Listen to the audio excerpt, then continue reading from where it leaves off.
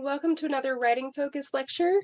We're going to be looking at this time at rhetorical appeals, specifically ethos, pathos, logos, and kairos. Let me get this pulled up nice and big for you so we can get started. Basically, we're going to be looking at the definitions of these today. So ethos is the speaker credibility. The key focus for ethos are considering how trustworthy the author is, the reputation of the author, the credentials of the author, and the author's level of experience. All of these items combined to help you decide if the author or speaker is even worthy of your time. This, if the author is writing about abolishing racism, but it turns out that the author has ties to a racist-based organization, how would that affect your view of the author's message? What about the experience level and credentials of the author? I'm very well versed in writing and have a few publications in addition to my degrees in English and writing. Does that mean I'm the best person to write about environmental conservation? Probably not. You'll always want to take into account how long the person has been in the field. I've worked in education since 2008. Is that enough experience to mentor another teacher? Well, I would certainly hope so. Pathos is the emotional appeals. And this is referring to the emotional appeals to the audience. In commercials, most oftentimes the writers are attempting to appeal to your emotional side to get you to buy a product. In most cases, this is either going to be the emotion of fear or a tug on the heartstrings. Think of the commercials that want donations. They're going to show you images of downtrodden animals or children in order to garner your sympathy for their cause.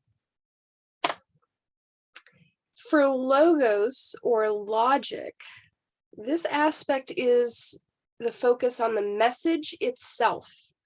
There's no tricks to try and play your heartstrings like a harp. There's no tricks of celebrity endorsement to get you to agree. No, it's plain and simple reasoning, facts, data, and statistics that lay out the message in an indisputable way. For many reasons, this is one of the most important aspects of the rhetorical appeals. Kairos refers to the timeliness. Now, this one does not usually get as much attention as the other three, but it can still be an important factor. For example, as I was filming this, we're still amid COVID pandemic, and the messages that are being given 6 months ago are not the same messages that are being given today. And the same will be true of the messages that are going to be received 6 months out from this date of filming. If you think about it, those who live through this occasion will have received numerous different messages that vary and alter according to the time it was presented. The same was true of 9/11. When the first plane hit the first tower, it was not reported as a terrorist attack in that exact moment. Why? Because they did not have the data to support the claim. Instead, it was reported as an aviation accident.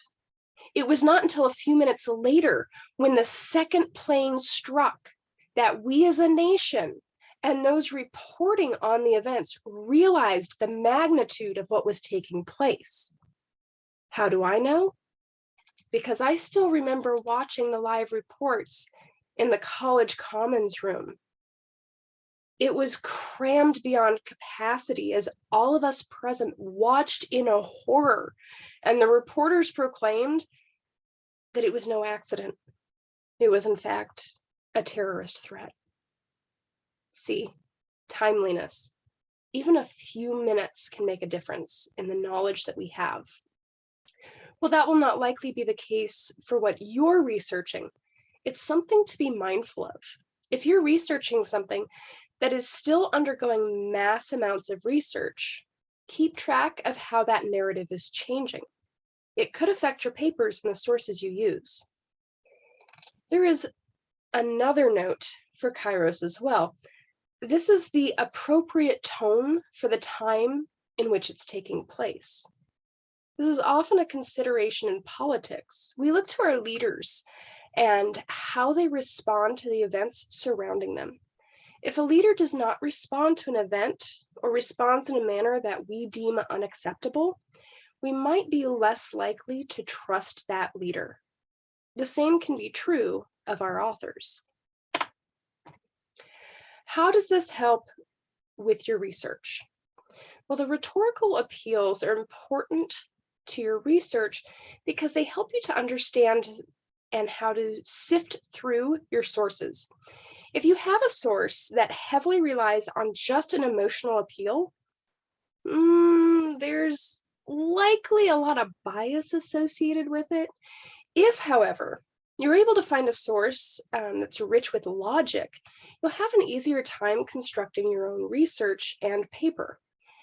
It's important, too, to note the credibility of your author. If all of this sounds familiar from the CRAP tests lecture, you'd be correct. Oftentimes, the CRAP tests are an easier tool for students to use when doing source analysis. Some are a little off-put when Latin terms start getting thrown around the classroom. The good news is that these are easy if you've already watched the CRAP test lecture and used a CRAP test to evaluate at least one source. Now you have the added bonus of knowing the collegiate level terms for the analysis you're being asked to conduct.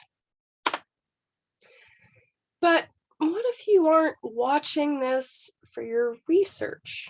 What if you're watching this because you want to find a solid balance in your own writing? Great. In that case, you just learned the 4 key items that you need to consider as you write your own paper. You will want to find a balance between these 4 appeals. Ask yourself what sort of event you're writing for so that you know the tone to set before you even begin. And don't say for a school paper. If you have to, consider who beyond your instructor you want to have reading this. There are lots of locations looking for good content. Why limit yourself to just the classroom when there's a global audience just waiting for you? Next, find your balance between your credibility, unbiased sources, your logical data and your supports and claim, and the heartstrings you want to tug to sway your audience, or heart-stopping data you might want to include to scare them.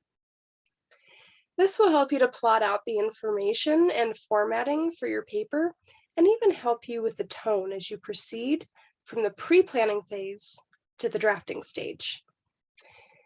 If you have any questions, comments, or concerns, please do not hesitate to reach out using that inbox feature in your learning management system. I want to thank you for watching, and I'll catch you on the flip side.